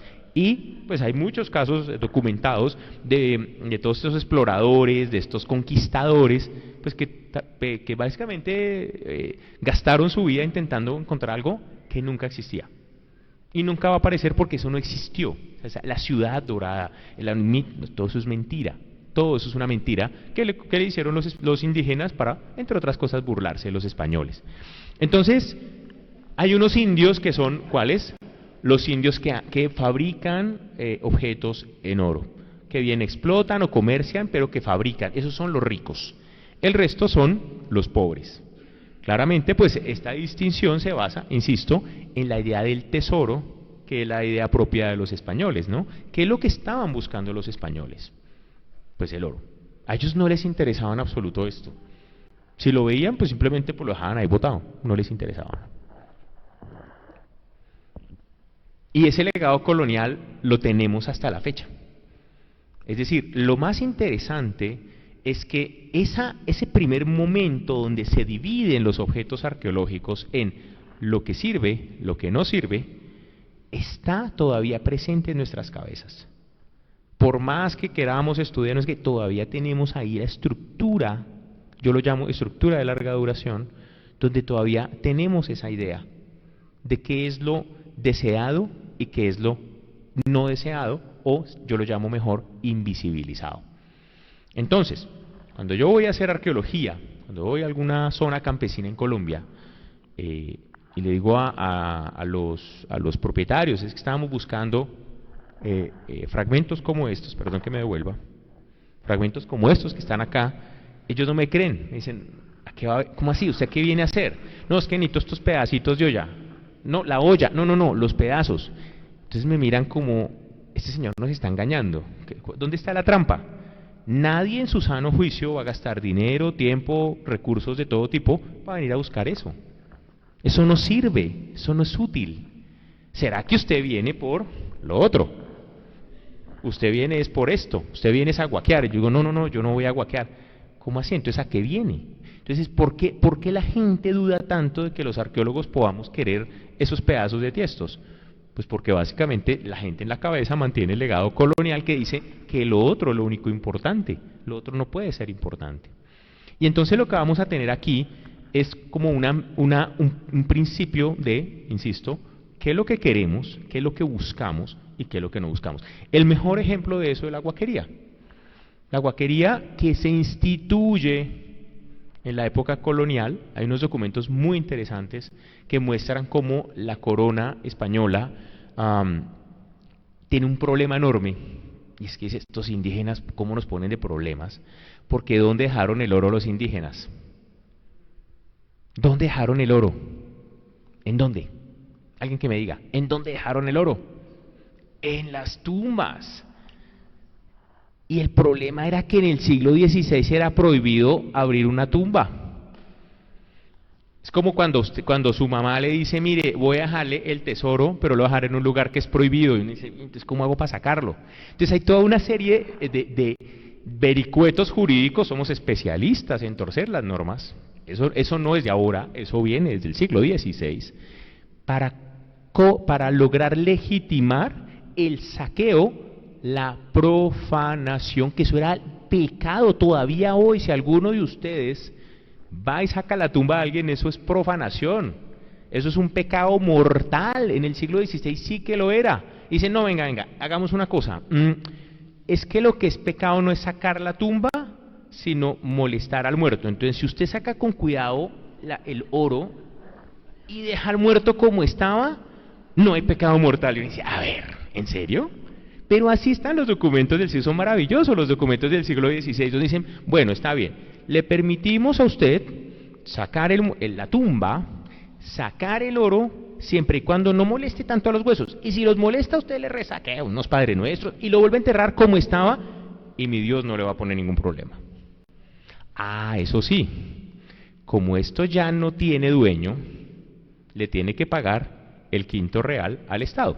Entonces todos quedamos felices. Queda feliz el guaquero, queda feliz la corona y queda feliz el muerto. Porque además el muerto era idólatra. Y la idolatría es la falsa religión. Y como es una falsa religión, la falsa religión le permite a la gente enterrar riquezas. El buen católico, el buen cristiano, no puede enterrar riquezas. Por eso la frase dice, ¿usted cuándo ha visto un muerto con trasteo? Porque es pecado. Si alguno de ustedes, digamos, es católico, cristiano, y le dice a sus hijos, dice, oiga, cuando me muera quiero que me que saquen toda la plata del banco y me la meten en el ataúd, el cura no lo permite, dice, eso está mal. ¿Quién lo hizo? Pues los indígenas, porque tenían una falsa religión. Entonces miren esto tan bonito, ¿qué está haciendo el guaquero? Le está haciendo un favor, porque le está quitando al muerto algo que estaba relacionado con su idea pagana.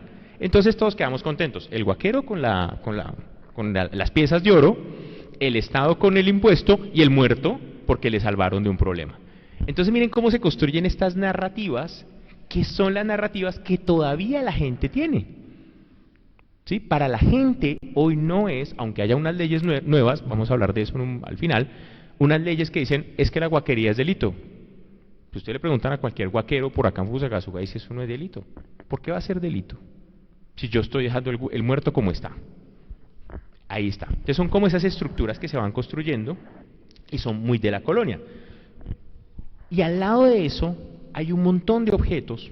Ya Diego nos mostró unos casos, yo traje aquí mi caso terrible, que simplemente no son visibles. Esto es una roca con arte rupestre, con las pinturas de las que nos mostró Diego, pues con pinturas prehispánicas, y miren cómo la volvió la gente. Entonces la gente dice, vándalos.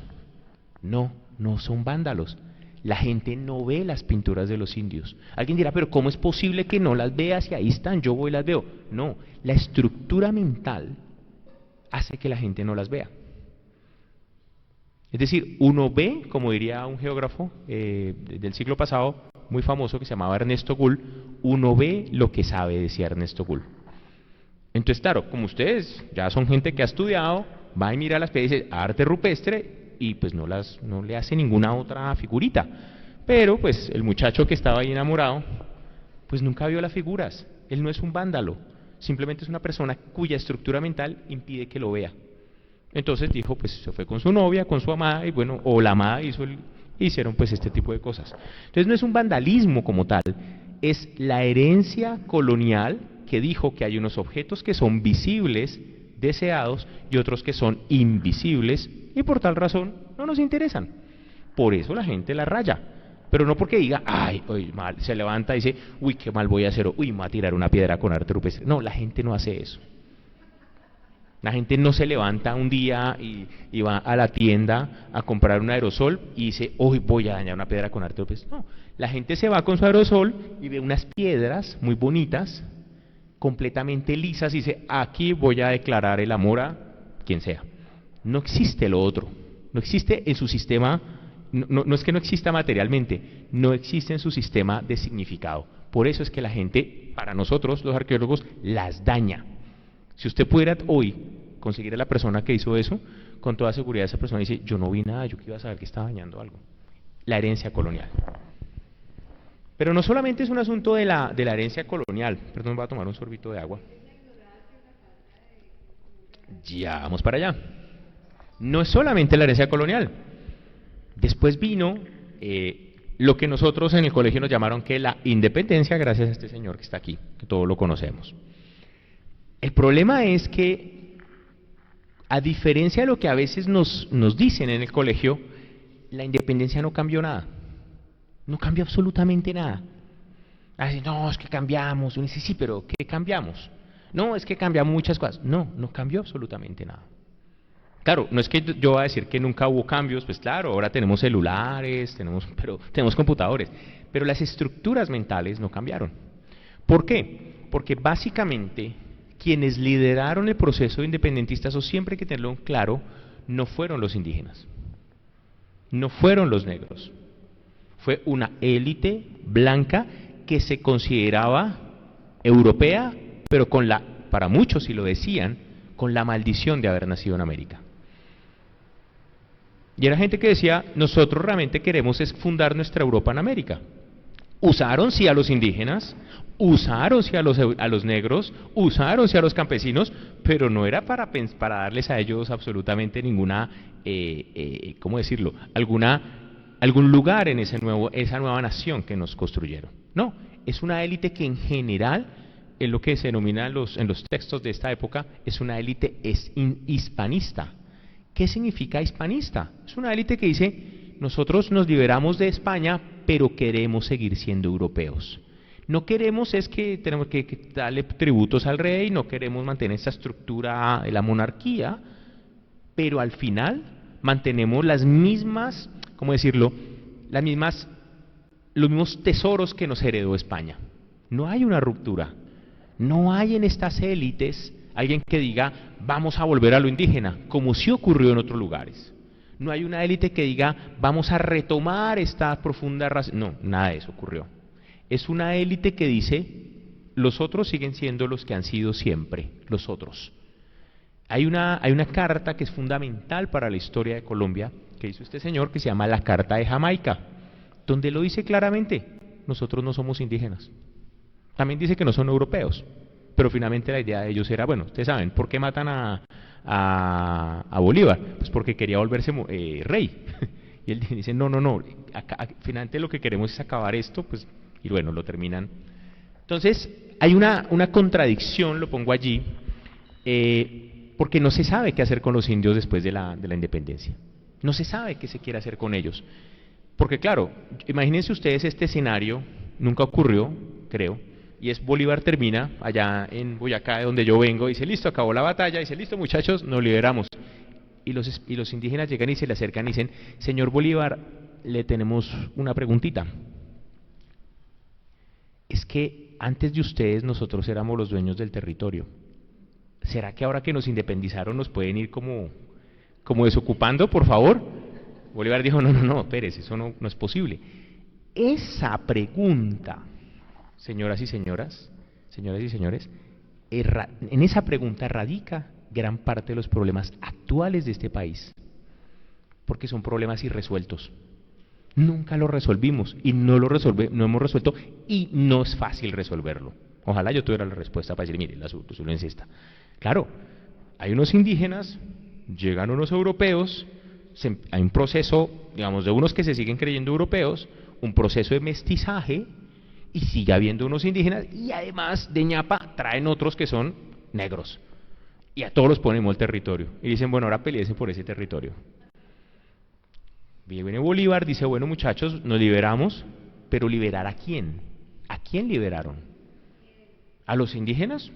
No les entregaron el territorio otra vez. Lo que hicieron fue antes circunscribirlos a una cosa que se llamaba pues resguardo y todo eso. Entonces no es fácil para esta gente solucionar esos problemas, y esos son los problemas que tenemos todavía como país. Y viene la discusión de si hay una ruptura o una continuidad. Para ese momento, cuando se dan estas independencias, se pone, así como las modas, ¿no? La moda es que todo mundo es nación. Las naciones, igual que el patrimonio arqueológico, son inventos momentáneos. No es que siempre haya habido naciones. Hay un momento donde Europa dice, ¿Tú ya tienes nación? Porque eso es la moda. Y dice, no, claro, somos franceses. ¿Y tú? ¿Estás a la moda? Claro, somos italianos. Se vuelve la moda. Y la gente dice, bueno, ¿y qué es eso de la nación? Y la gente dice, bueno, tener una lengua común. Entonces los italianos dicen, tenemos el italiano. Los franceses, ¿qué más? Bueno, tenemos una historia común. Y cuando los españoles de acá de América, los criollos, dicen, ¿cuál es nuestra historia común? No existe. Porque la historia, las raíces están al otro lado del Atlántico, no acá.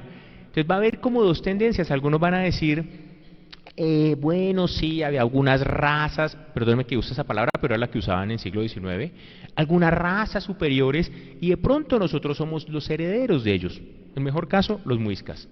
Y otros que van a decir, no tenemos absolutamente nada que ver con los indígenas. Y hoy todavía tenemos segundo problema irresuelto. A la gente le dicen, oye, ¿y usted cómo se siente? ¿Usted qué es? Entonces hay gente que dice, no, yo soy como mestizo. ¿Mestizo eso qué es? ¿Qué es mestizo? No, yo soy blanco, blanco. Y van y se hacen análisis genético. Hay una cosa que está pasando muy chistosa, ya está llegando a Colombia, y es que la gente está empezando a hacerse el análisis genético. Mucha gente que quiere mostrar que es blanca, y cuando les entregan el resultado, cogen el papelito, lo botan y van y le dicen a la mujer que no salió bien, no salió bien el resultado. No salió bien. ¿Pero qué te dijeron? ¿Que eras qué? No, eso que no sé, eso salió mal. Claro, todo el mundo quiere, no todo el mundo obviamente, todo el mundo quiere ser blanco. Le sale 25% negro. Hay gente que dice, no, ¿cómo me va a decir a mí que tengo algo de negro?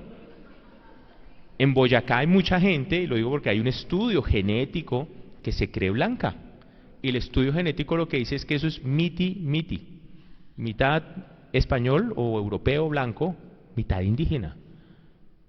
¿Cuántas de esas personas que se hicieron análisis genético están dispuestas a reconocer que la mitad de sus genes vienen de lo indígena? Eso es otra discusión. Entonces, claro, es todo ese tipo de discusiones que no se resuelven y hay como una problema allí de si hay una ruptura o hay una continuidad. Pero ustedes dirán, pero esto se me está como alejando mucho del patrimonio. ¿Cómo tiene eso? ¿Qué tiene que ver eso? Porque entonces vamos a tener dos versiones allí. Una es el indígena civilizado, el que tiene oro. Si usted tiene oro, eso es más o menos como cuando uno va a hacer una fiesta y tiene carta de invitación. Los que tengan oro serán llamados civilizados. Alce la mano los grupos indígenas civilizados. Nosotros los muiscas, listo, usted entra a la fiesta de los civilizados. Entonces llegan otros, los panches. ¿Tienen oro? Sorry, allá, incivilizados. ¿Qué son? Bárbaros. Bárbaros. No son civilizados.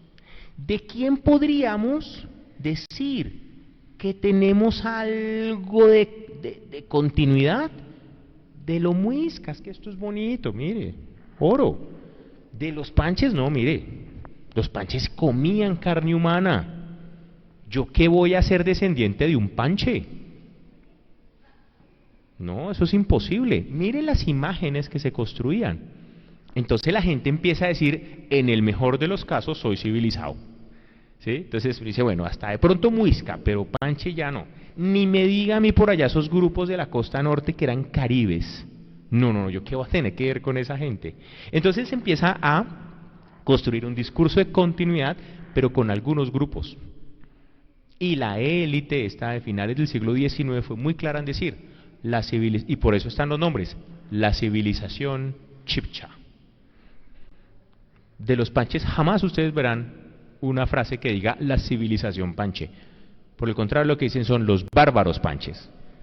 Miren cómo se construye una idea que se origina en la colonia y que se refuerza en el siglo XIX después de la independencia. Y de allí es que tenemos todas estas ideas de los grupos indígenas. Entonces, lo vemos en los libros, ¿no? Los que alcanzaron mayor civilización. Entonces todos decimos, yo les pregunto, dígame 3 grupos que alcanzaron mayor civilización. Los quimbayas. ¿Por qué los quimbayas? Porque tenían oro. Y le digo, dígame uno bien bárbaro. Los panches, bueno, los utagaos también. Esos no tenían tanto oro. Señor. Exactamente. Y así. Entonces, bueno. Pero esto, bueno, los esquemas a veces no son tan fáciles de seguir. Y bueno, ¿y qué hacemos con eso? Porque, a ver, me están diciendo que había una civilización, la civilización muisca, y todo lo otro era básicamente bárbaro. Y después vienen y se encuentran con esto. Y la piedra, estos monumentos, ¿qué hacemos? ¿Son civilizados o no? Ah, no, para eso también le tenemos respuesta. Estos grupos fueron civilizados, pero el momento de la invasión española ya habían desaparecido. Solucionamos el problema nuevamente del mapa. Entonces, ¿cómo queda nuestro esquema? El grupo civilizado es los muiscas, y ustedes lo ven en todos los libros de bachillerato. Los otros son bárbaros, pero existen algunas como desviaciones de la historia, y es que a veces encontramos esto como San Agustín, y decimos es que lo fueron hace mucho tiempo, pero cuando llegaron los españoles ya no existía la civilización. Una de las cosas interesantes que le cuentan a uno sobre San Agustín, pues ustedes van, incluso los guías lo siguen diciendo, a pesar de que sabemos por la arqueología que es falso, es que este grupo desapareció. Los muiscas no desaparecieron. ¿Por qué estos señores desaparecieron y por qué los muiscas, perdón, sí, por qué estos señores desaparecieron, los de San Agustín, y los muiscas no? Por una razón muy simple, porque la capital de la nación está en Bogotá y no en San Agustín. A pesar de que hoy sabemos en arqueología que estos nunca desaparecieron, simplemente dejaron de hacer estatuas por otras razones. Entonces, se empiezan como a construir estos esquemas que van a derivar en esto muy bonito, que lo vemos día a día. Y es lo que yo llamo la síntesis nacional. Mientras miran el dibujito, me tomo un poquito de agua. Y hay dos indígenas también. En Colombia hay dos indígenas. El indígena deseado y el que permite la nación que sea. ¿Cuál es el indígena deseado? El que está allá en el Museo Nacional. Todos conocen el Museo Nacional, ¿no? Lindo, allá las ollas, el oro, el Museo del Oro, que también es precioso. Ese es indio bonito, el indio chévere, entonces lo pintan así todo, pues con su ropita, bañadito, peinadito, el indio deseado, y es el que queremos. Y hay otro indígena que no nos gusta tanto, el indígena indeseado, el indígena prohibido, ese que está por allá en el Cauca, ese que sale allá a bloquearnos las vías a la gente de bien, y que no nos deja progresar el país. Y entonces nos dicen que hay dos indígenas. Y la televisión nos lo muestra, entonces nos muestran, a veces sale, y yo ya, insisto, ya no veo noticias, cuando veía